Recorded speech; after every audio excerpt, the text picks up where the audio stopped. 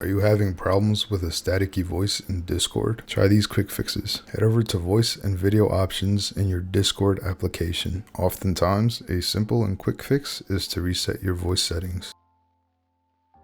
If that doesn't work, turn off voice processing options. Turn off echo cancellation, noise reduction, and automatic gain control. If that doesn't work, turn off noise suppression as well. If your issue still isn't solved, change the audio subsystem. Try the legacy and experimental audio subsystems. Now, if your issue still isn't solved, what you're going to want to do is open Task Manager, click More Details in the bottom left of Task Manager, go to the Details tab, sort by alphabetical order,